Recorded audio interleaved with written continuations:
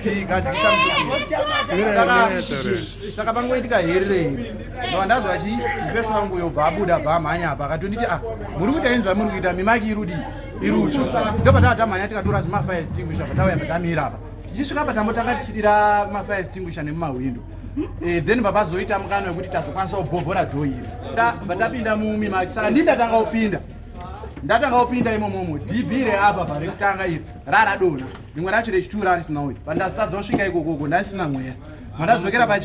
padho ndadzokera padho ndo patazoedza kugudhunara tikadii pandazodzoka kechitu patapinda kechitu tawanda rimwe dhibhi racho raradzima asi chinhu chaita kuti mucho mafuta angaru apera ese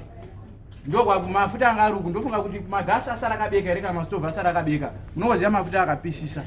zvinozodhakushandisika nechituko chaitika asi tikufarawo kuti taonawo vakomana vedu vakwanisa kushandisa mafire extinguisher tokumbirawo vanhu vakaisa mafire extinguisher vakwanisa kuti dzidzisawo kuti anoshandiswa sei mafire extinguisher noti zvizvi zvataatisingatarisi kuti zvinoite asi totenda nevakomana vakwanisa kushandisa mafire extinguisher